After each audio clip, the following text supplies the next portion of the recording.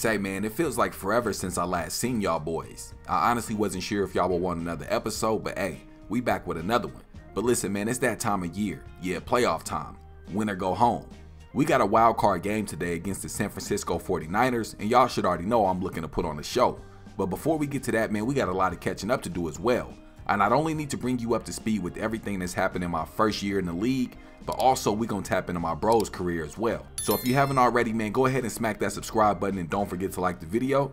Man, let's get into it. Man, bro, I've always heard people say the NFL is a full-time job, and I honestly figured they just meant, you know, staying in shape and taking care of your body. But nah, this game requires your full attention and most of your time.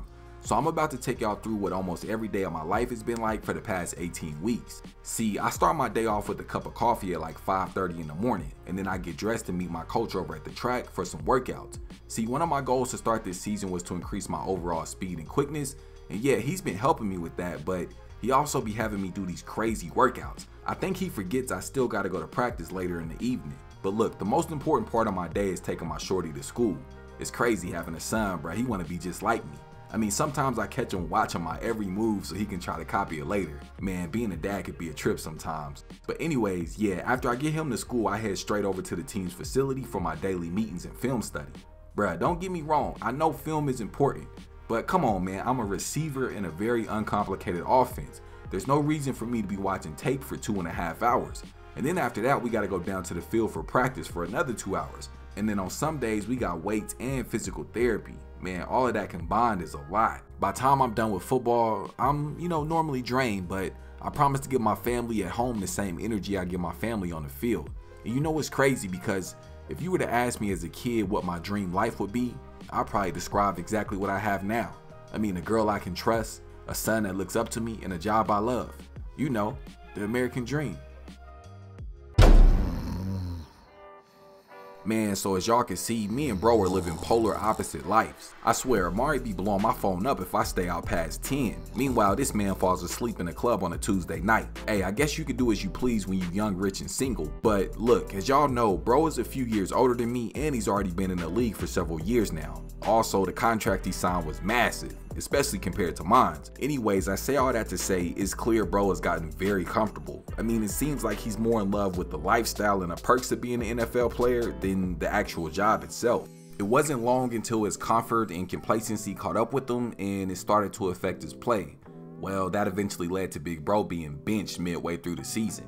I mean, it was almost like somebody flipped a switch. See, at the start of the season, Reggie was making incredible plays. I mean, he was fitting the ball into places that only his target could get to. He was leading the league in yards and touchdown passes, but like I said, that all seemed to change. The next 5 games or so, Big Bro started to resemble Jamarcus Russell. I mean, every game was filled with multiple interceptions and unforced turnovers. All that love he was getting his first few years in the league quickly turned to hate. And then shortly thereafter, that starting job he had was no longer his. Big Bro took losing his starting job really hard, and I mean, I get it. Since we've been playing football, this is his first time not being a star of the team, so I'm sure it's been a pretty tough adjustment. But it's his last year of his rookie contract, so maybe he can get a fresh start with a different franchise next season. Anyways, with today being a playoff game, I know them cameras is gonna be out, so I'm in here trying to find myself something to wear. While I do that, man, let me take y'all through everything that transpired between me and my mom and show you how I performed on the field this season. So look, at the end of the preseason, I flew to LA for like 3 days, just to tap back in with my family and relax a little bit before the regular season. Y'all know once that starts, I ain't gonna have time to do nothing else but play football. But anyways, while I was there, I went to visit my old high school in Inglewood. Man, you come a long way. I remember trying to keep you and your brother out of trouble. You were both so young, dumb, and full of cum. Man, coach, I can't even lie to you, I miss those days. Everything was so simple, just go to school and play football. Now I got all these responsibilities and problems, plus everybody relying on me. It just gets stressful sometimes. Well, son, God will never give you more than you're capable of handling.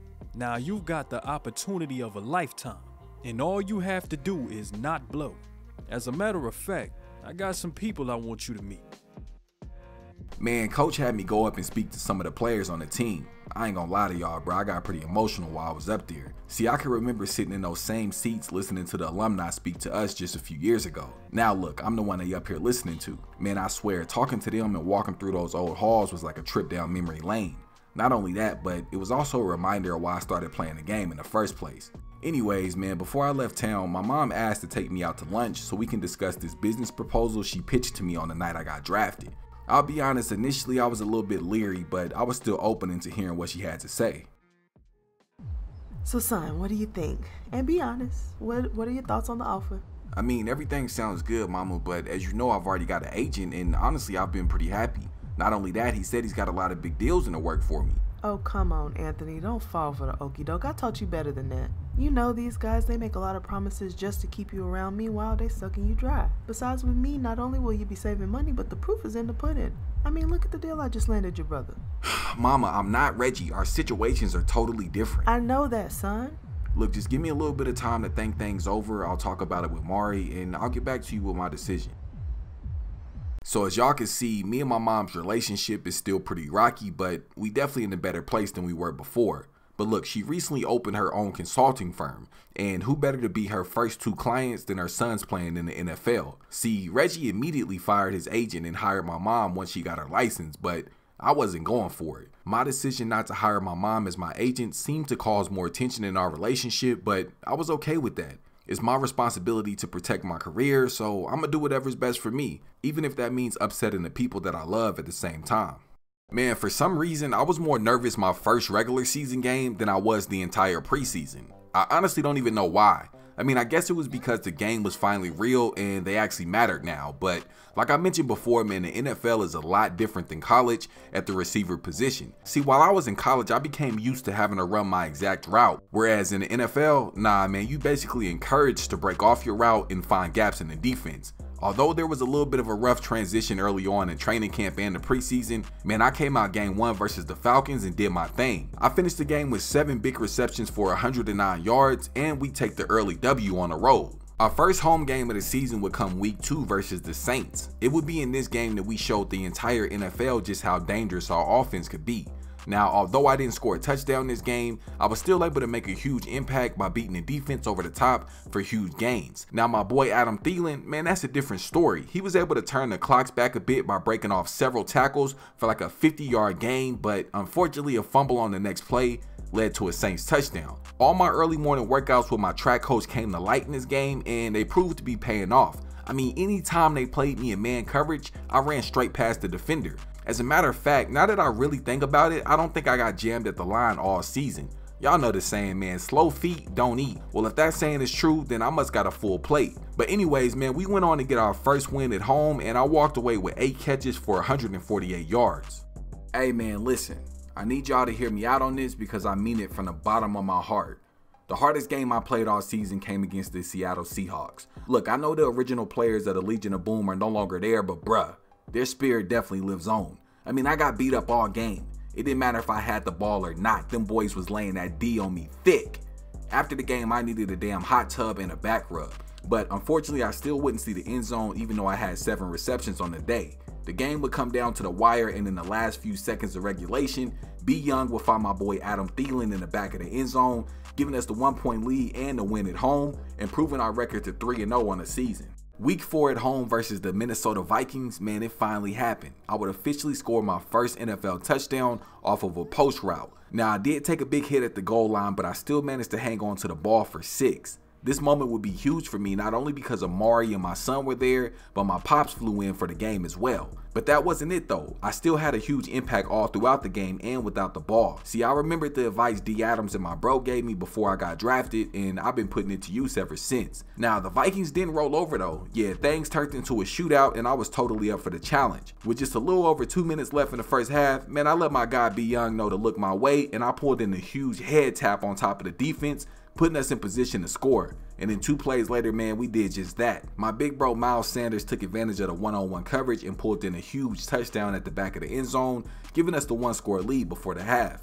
My confidence was at an all-time high after scoring my first touchdown, so I was looking to make plays wherever I could. Well, that confidence would come back to bite me as I called for the ball right outside the end zone, not seeing the safety creeping, waiting on the interception. Man, Buddy made a house call off that interception, and we went on to lose the game by 6 points. Jumping ahead to week 10 of the season, the team was rolling and we were looking to make a playoff push. Now at this point, I had already established myself as the #1 threat in our offense, and I was the clear front runner for Rookie of the Year. Look, my route running had improved drastically over the season, and my hands as well.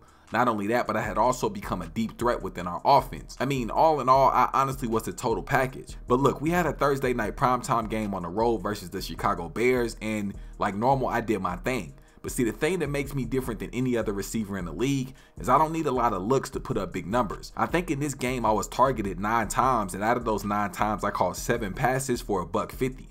Now, this is what has me concerned going into the playoffs. See, in our last game of the season, we took on the Tampa Bay Buccaneers at home. Although we did have a few key players out for this game, we still came out very flat and almost borderline confused. And it's crazy because the defensive scheme wasn't anything we hadn't seen before, and our offensive playbook hadn't changed at all, but for some reason we were still completely out of sync. Well, this miscommunication led to several mishaps throughout the game, including a few interceptions. I did everything I could to try to keep us in the game, and honestly the team fought back pretty strong. I'm just hoping that the performance that we had in that game doesn't transfer until today's wildcard game versus the 49ers. But look, man, we went on to lose against the Bucs 24-17. I had a crazy day, 13 receptions for 200 yards and 1 tutty. Hey man, I had a hell of a season if you ask me, but of course, we still got more work to do. Say man, looking back over this season made me realize just how far we've come. I mean, y'all really been rocking with me since my freshman year in college. Well, the time is finally here. My first NFL playoff game. Y'all know normally my nerves would probably be all over the place, but nah, not this time. I'm focused and I'm confident that we have what it takes to go all the way. Millions of people all around the world are going to be tuned into this game, so let's go put on a show.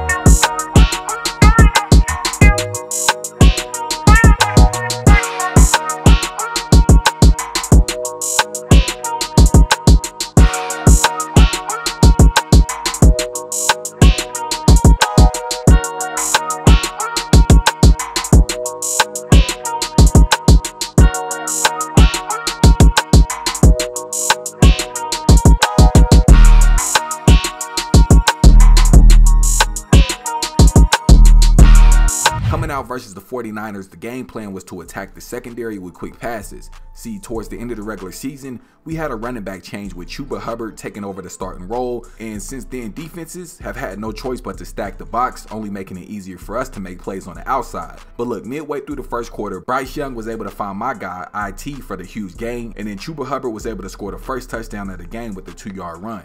After a forced turnover by our defense, we started off our next drive with amazing field position. On a run pass option, Bryce Young made a great read for a touchdown to our tight end coming off the line, giving us a 14-0 lead going into the second quarter. At the start of the second quarter, I felt that was the perfect time for me to make my presence felt. I was able to find a huge hole down the seam of the defense, and Bryce put the ball right on the money. Now, this was officially my first touchdown in the postseason of my career, and I'm for sure gonna do whatever it takes to make sure it's not my last. As a matter of fact, on the very next possession, the same exact route, I would come up with similar results. See, I tried telling y'all, it don't matter if you press me or if you give me cushion, I'm gonna make a play regardless. Especially if I'm able to get that inside release, man, consider yourself cooked. But look, man, at this point, we was doing them boys dirty and things started to get out of hand. Now, I was able to come down with one more catch before the end of the game for like 30 yards. But say, man, we beat the brakes off the 49ers, and now we'll be moving on to the divisional round. I had a hell of a showing, finishing with 159 yards and 2 touchdowns, only on 5 receptions. Like I've been telling y'all since the start of this series, man, I'm really that dude.